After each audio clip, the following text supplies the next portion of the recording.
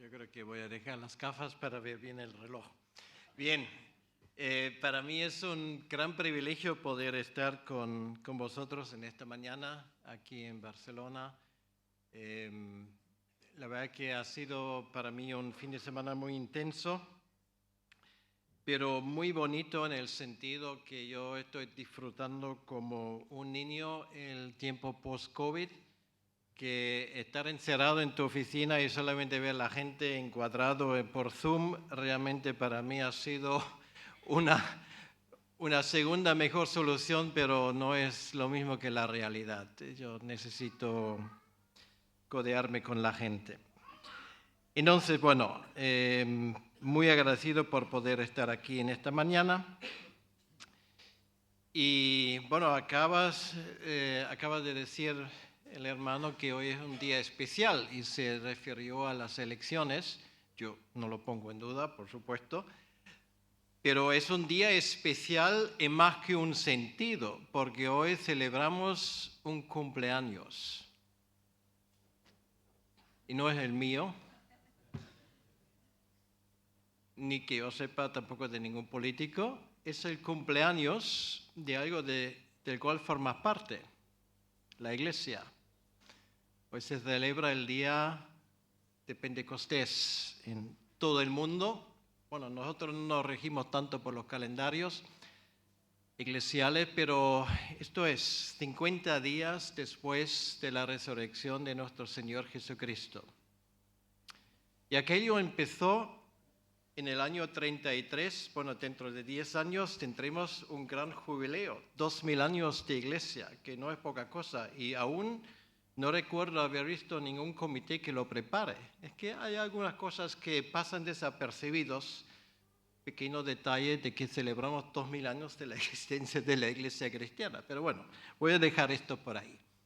Ustedes lo sabían y por lo tanto han venido preparados para esto, y el texto que he escogido, bueno, ya se han dado cuenta, me van a decir, bueno, ¿esto qué tiene que ver con Pentecostés? Podría haber predicado sobre Hechos capítulo 2 como todo el mundo, pero no, he escogido otro texto. ¿Por qué? Porque lo que leemos en el capítulo 3 de Santiago tiene que ver con el Espíritu Santo por una conexión muy curiosa, porque no solamente hablamos de la venida del Espíritu Santo hace casi 2000 años en Jerusalén, no solamente hablamos de lo que el Espíritu Santo consiguió a través de los dones que él impartió, sino además hablamos del fruto del Espíritu Santo. Y el fruto del Espíritu Santo tiene un nombre. Se puede resumir el texto de Gálatas 5 que habla de esto y de Santiago capítulo 3 con una palabra. Se llama sabiduría. Y vamos a ver, espero, que el texto que he escogido hoy tiene sus paralelismos increíbles con Gálatas capítulo 5. El contraste que Pablo hace allí lo vemos de la misma manera en Santiago capítulo 3. Y bueno, sin ir más lejos, voy a leer Santiago capítulo 3, los versículos 13 al 18.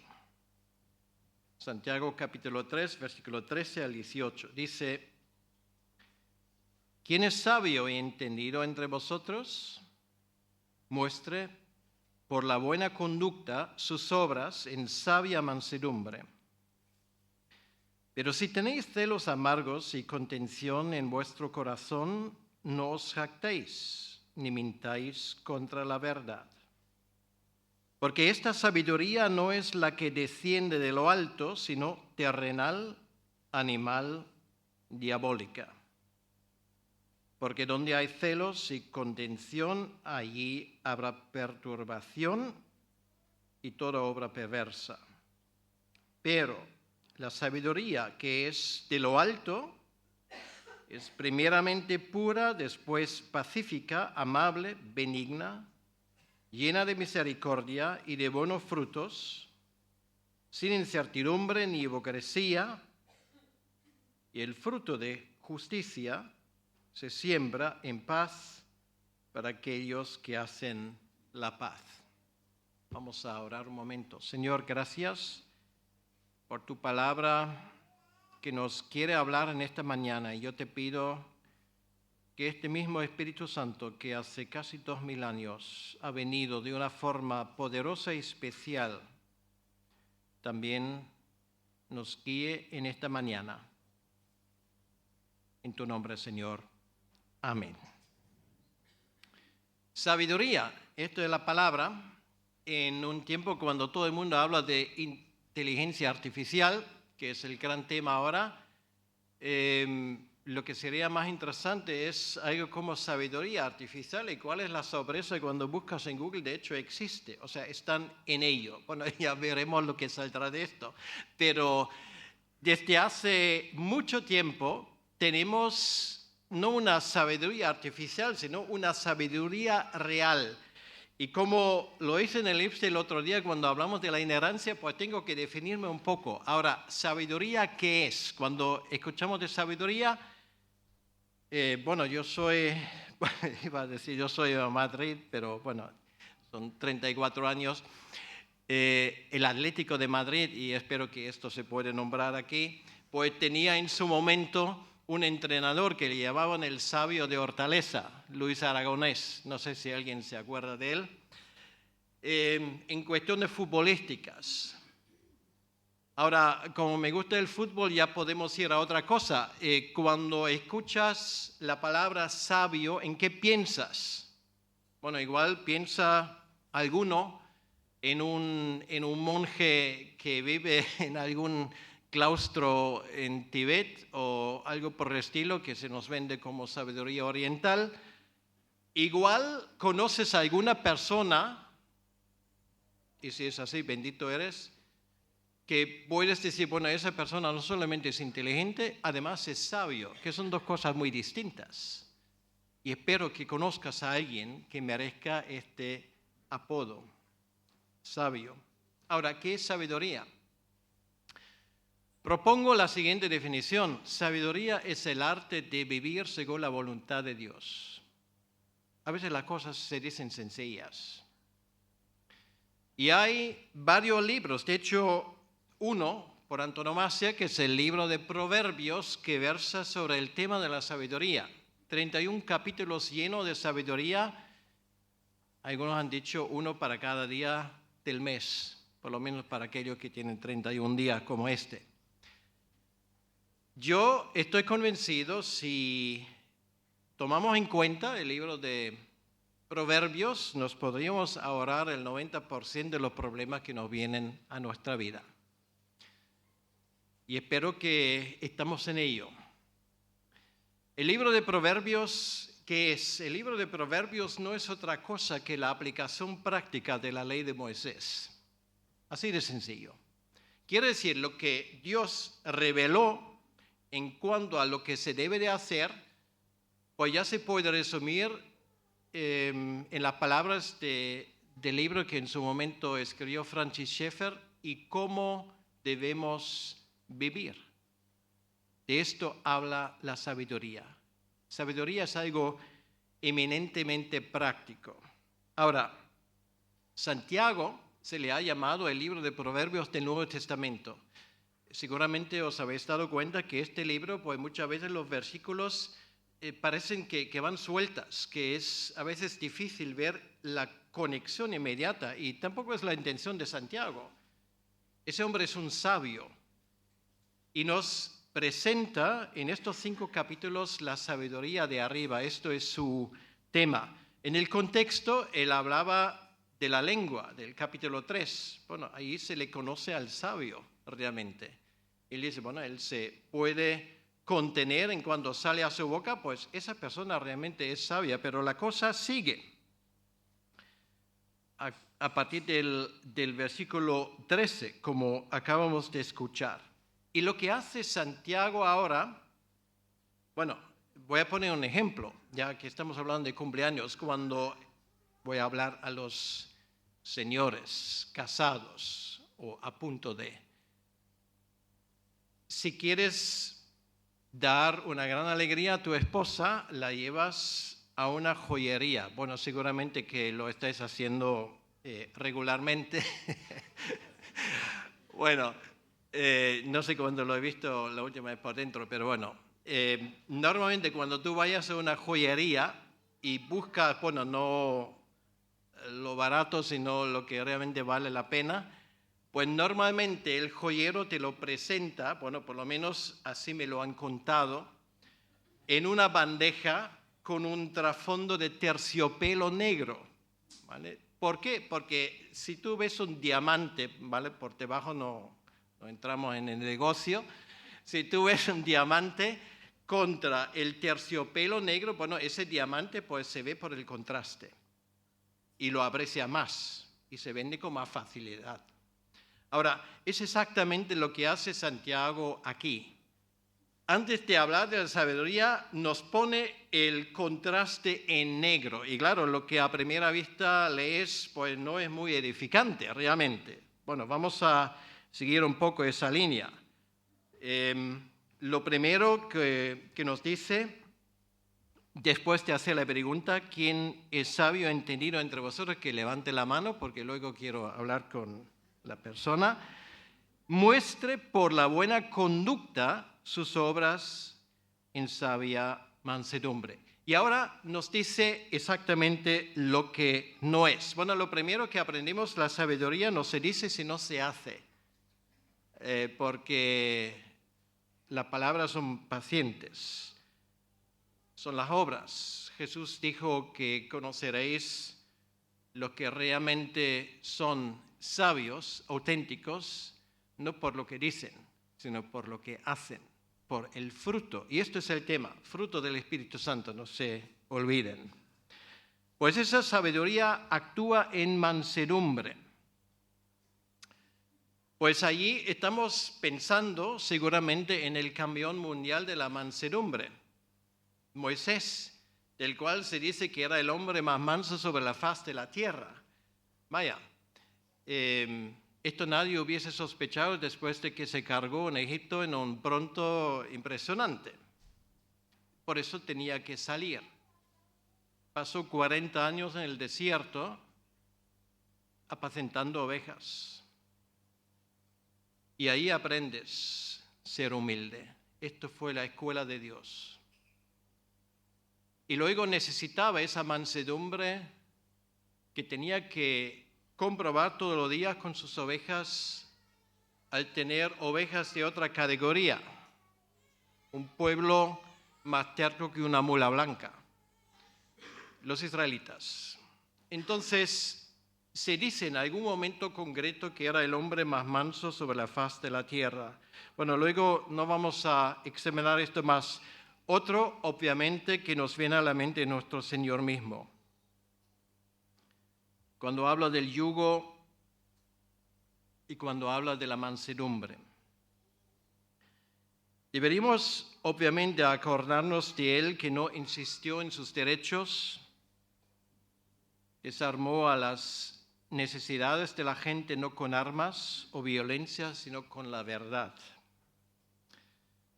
La sabiduría que viene de parte de Dios es un bien precioso, una joya, como acaba de decir, que contrasta contra el negro terciopelo, que es la sabiduría de este mundo. Y esto es precisamente lo que Santiago nos dice aquí. Nos damos cuenta que este tema fue un problema en la iglesia primitiva. A veces pues tenemos la tendencia de poner esos primeros cristianos en un pedestal. Eran gente como tú y yo, créemelo. Y si no me lo crees, pues lee lo que los apóstoles escriben en sus cartas.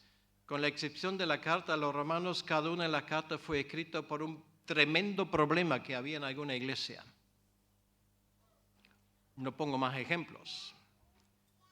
Y sin embargo, estas fricciones, estos malos comportamientos que, ¿para qué vamos a engañarnos? Nos caracteriza a todos, de mayor o menor grado. Es algo que Santiago dice que poco a poco, es un proceso, esto debería tener menos cabida en la vida de un creyente. Y él luego nos explicará el porqué. Pero antes él habla de esa sabiduría del mundo. Y bueno, voy a ir por ese catálogo bastante rápido. Él habla allí en versículo 14, bueno, dice, si tenéis celos amargos. Bueno, Santiago era un hombre muy amable. Por supuesto es que había celos amargos, ¿vale? O sea, él no habla de cosas que no son así. Celos amargos. Los celos, lo sabemos todo, es una cosa irracional. En nuestras relaciones personales son la causa de cosas terribles. Se caracterizan por la amargura, el pensar que otros reciben lo que no se merecen, por ejemplo, en nuestra opinión. Es una semilla que, como las malas hierbas, crece rápidamente y ni vive ni deja vivir. Destruyen todo. Matrimonios, amistades, iglesias enteras. Contenciones. Eso empieza en el corazón, aprendemos. Luego sube a la mente y luego se hace. Es el tipo de comportamiento, como dice Santiago aquí, que desde luego no deberíamos estar orgullosos de ello. Dice aquí, no os jactáis de ello ni mintáis contra la verdad. Parece mentira, en el fondo, cuando actuamos de esa manera sabemos que no está bien, pero siempre encontraremos una forma de justificarnos y hasta estar orgullosos de algo que no deberíamos hacer ni haber hecho. Ejemplos hay muchos y me abstengo de ponerlos porque yo creo que todos y cada uno de nosotros podría, por su propia experiencia, poner los ejemplos que hagan falta. Ese tipo de sabiduría, dice Santiago en el versículo 15, no es la que desciende de lo alto, como ha descendido el Espíritu Santo en su momento. No viene de Dios, sino, dice, tiene 3 calificativos que van de menor para mayor. Es terrenal, animal y diabólica. Terrenal quiere decir que así actúa el mundo. Claro, si tú has estado en una reunión de vecinos, bueno, ese es el mejor ejemplo. Bueno, ahí lo ves todo. O sea, todo lo que hay aquí, ahí hay, ¿vale? Y no digo más. Así funciona la cosa. Es la ley del más fuerte, el que abre más el pico, el que grita más alto.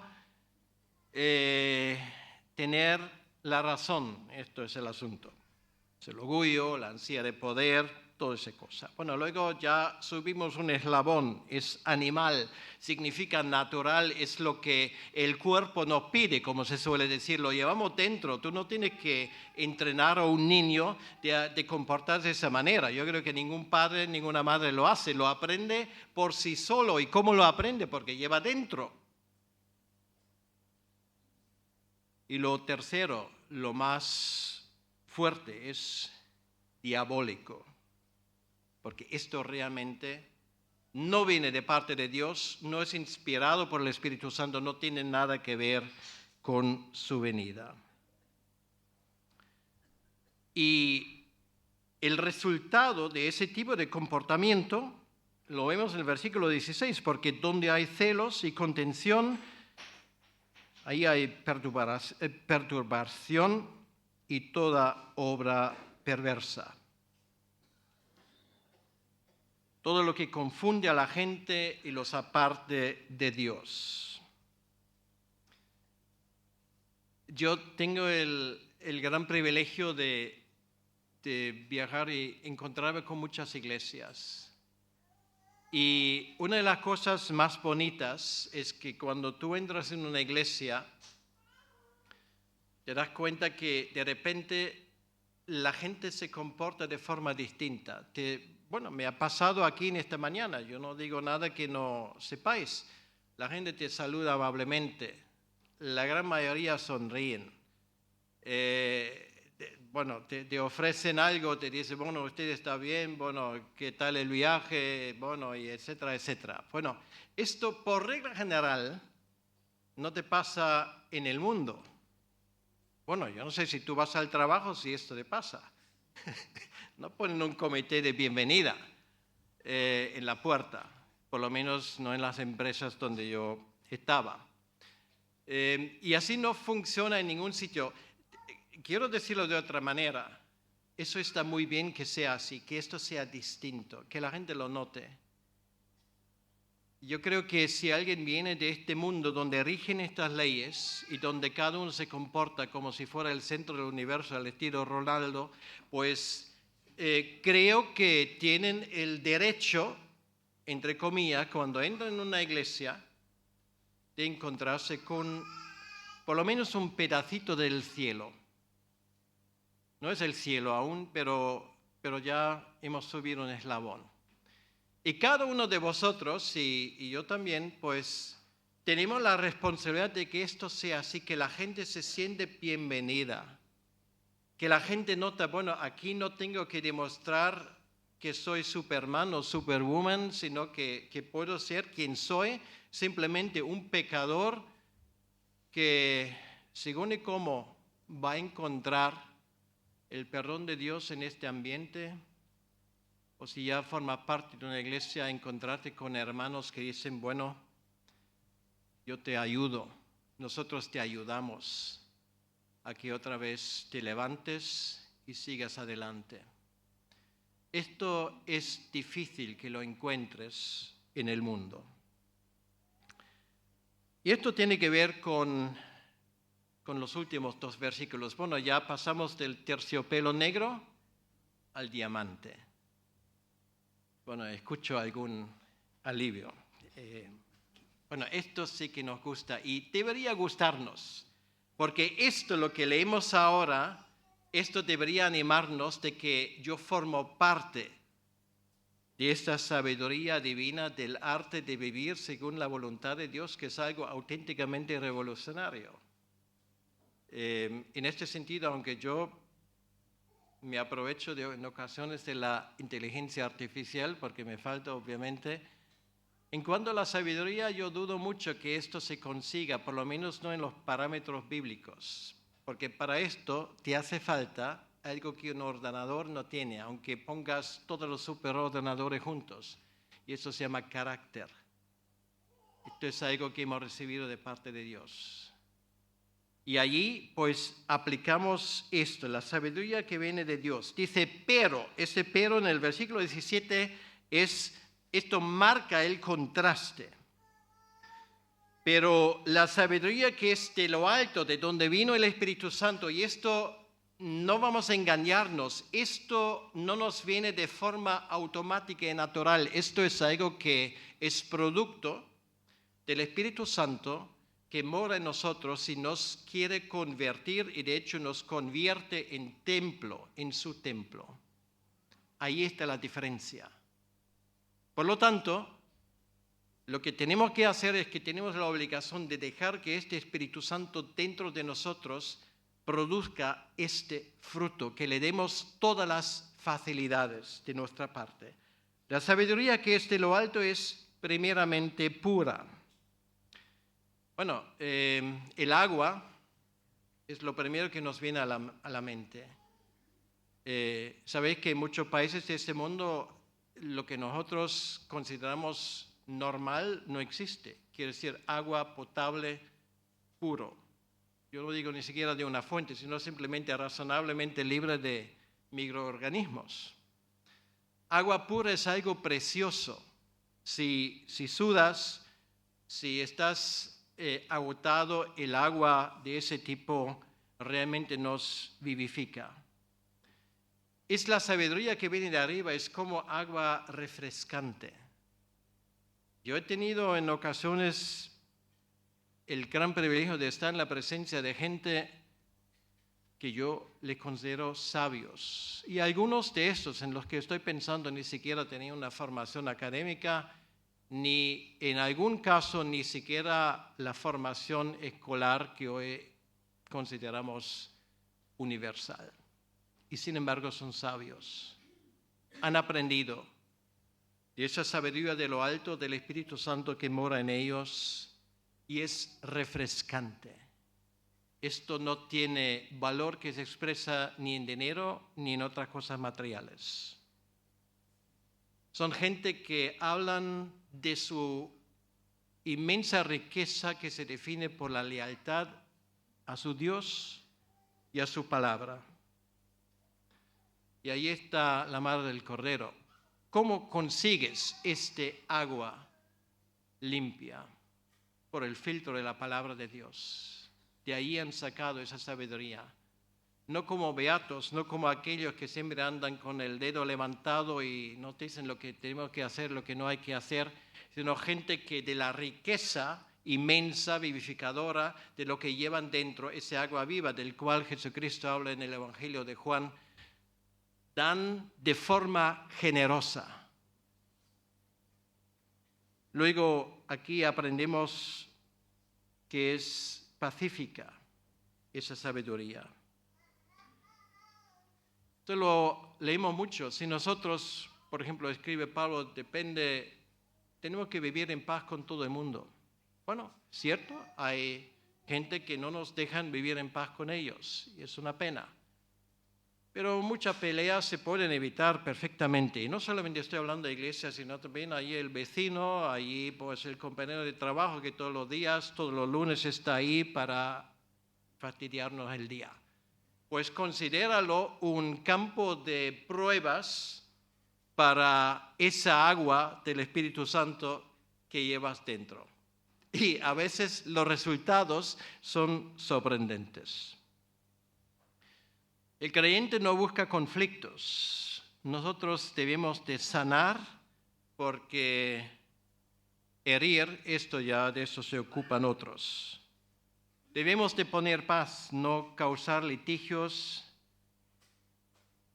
No somos Zwinglion y John Knox que tenemos que andar por el mundo peleándonos con todo el mundo por la doctrina sana. Bueno, algunos igual porque tienen esa vocación, la mayoría no lo tendrá. Por lo tanto, relájate.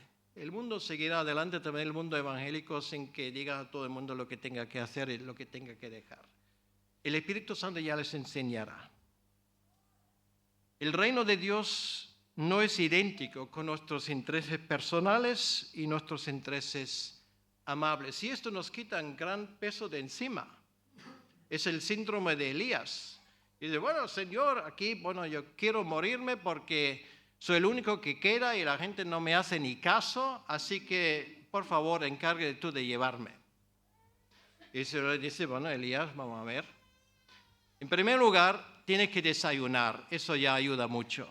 En segundo lugar, relájate, porque mira, aparte de ti hay 8,000 personas que piensan igual que tú. Tú no lo conoces, pero yo lo conozco. Así que tranquilo, Elías. Y además ahora levántate porque tengo trabajo que hacer. Y esto pues nos ayuda a andar por este mundo con más tranquilidad, te lo aseguro. Amable. No debemos de ser cínicos, sino de trato amable. Dejar que los demás tengan prioridad. Ponernos en el último lugar es que nos cuesta horrores, sé que no es fácil, menos en un aeropuerto cuando ves una cola, es que a todo el mundo le viene a la tentación a ver dónde me cuelo.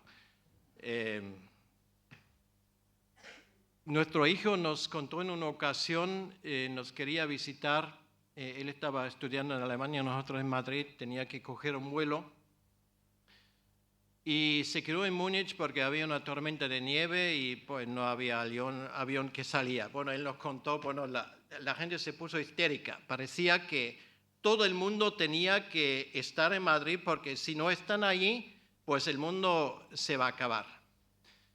La pobre chica, él nos contó que estaba ahí detrás del mostrador, al final pues se echó a llorar porque ya no podía más con tanto insulto y tanta gente impertinente. Y bueno, nuestro hijo por definición es una persona que vive esto, bueno, no sé de quién lo ha aprendido, pero supongo que de la Escritura. Se puso como último de la fila.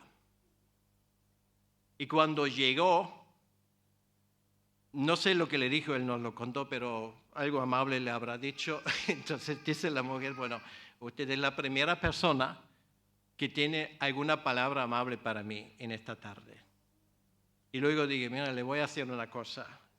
Yo me encargo personalmente que usted saldrá en el siguiente avión hacia Madrid. Y ahí estaba puntualmente para la Navidad. Esas cosas pueden pasar. A ver si lo intentamos la próxima vez que nos toca algo así. Benigno. Algo que hace bien a los demás. Cuando la gente no solamente entre nuestra iglesia, sino también en nuestra casa, deberían sentirse a gusto, bienvenidos. Yo he tenido esa experiencia en varias ocasiones. Recuerdo la primera vez, siendo estudiante aún de teología, tenía que ir a Zurich. Me sentía fatal, bueno, no tanto mentalmente, sino físicamente. Bueno, no voy a entrar en detalle, pero me sentía fatal. Entonces me hospedaron en una casa con una familia, y esto es la verdad que la primera vez que me había ocurrido, entonces me ha pasado varias veces. Dándome ellos la bienvenida, sentándome en la mesa, el ambiente que había en casa, la amabilidad, cómo se trataron, lo sentía físicamente. Esto te puede pasar, no me pasa todos los días, pero me ha pasado en ocasiones. Y bueno, cuando había entrado en esa casa, el día siguiente tenía que salir, estaba perfectamente bien, porque me habían hecho bien, incluso físicamente lo noté. Bueno, creo que de esto habla aquí Santiago. Llena de misericordia, saber perdonar a los demás y además hacerlo rápido. Sentir con ellos. No justificar a nosotros mismos, sino a los demás. Bueno, ¿por qué me ha tratado así? Bueno, igual su mujer en casa le ha echado la bronca y esto es la reacción y lo descarga en mí. Pero vete tú a saber, es que nos disculpamos a nosotros mismos, pero nos cuesta disculpar a otros, encontrar razones por qué se comportan así. Esto se llama misericordia. Dar buenos frutos. ¿Pensado alguna vez qué será tu legado? Creo que es en en el libro de Apocalipsis capítulo 13, donde se dice de los santos que sus obras les seguirán. Bueno, obviamente no para justificarnos, de eso no hay que hablar. Pero ¿por qué exactamente la gente se va a acordar de ti? ¿Por la herencia que les dejas? ¿Por la casa que les dejas o no? ¿O se van a acordar de ti por estas cosas? La forma como nos comportamos es una inversión, es un legado que tiene eternidad. Cuando eres amable con alguien, Dios no lo olvida. No es para justificarnos, no es para ganar puntos con Dios, es una inversión en la eternidad. La gente, ¿por qué se va a acordar de ti dentro de 50 o 100 años? Por el legado que les has dejado, no económico, sino espiritual. Y en esto deberíamos trabajar, buenos frutos que perduran. Luego, y voy terminando, dice aquí, sin incertidumbre ni hipocresía. No lo hagas porque otros esperan que lo hagas. No lo hagas con segundos pensamientos. Cuando le das los buenos días a alguien con una sonrisa, hazlo porque eres así, no porque lo esperan. Y veo vuestras caras bonitas. Con esa sonrisa conquistas a cualquiera y hazlo porque eso lo llevas dentro. ¿Por qué lo llevas dentro? Porque tienes el Espíritu Santo y tienes tu futuro resuelto. Esto el mundo no lo puede decir. Tú puedes salir de este mundo tranquilamente porque sabes que estás en manos de aquel que murió por ti en la cruz, que creo que no es poca cosa. Termino con el versículo 18. El fruto de justicia se siembra en paz para aquellos que hacen la paz. Lo que tú das a los demás, eso es lo que vas a recibir. Bueno, esto es sabiduría también mundana en este sentido. No es Santiago el único que lo dice, ni Jesucristo. Pero esto es cierto y como creyentes también nos conviene recordar estas cosas. La sabiduría de Dios demuestra que una persona conoce a Dios. Es su fruto y por su fruto lo reconoceréis. Esto nos distingue. No hace falta, bueno, no estoy en contra de pegatina, pero no hace falta, ahórrate el dinero. Tu pegatina la llevas aquí, en este marco, ¿vale? Y esto es lo que la gente, al final, con lo cual la gente se queda. Esto es sabiduría, sabiduría que viene de arriba. Te puedo asegurar que leyendo ese texto, y me lo he pensado pues bastante bien sobre qué voy a hablar de esta manera, luego al final pues Daniel le equivoqué, le mandé el texto equivocado, pero finalmente nos concentramos en esto. He pensado mucho en esto.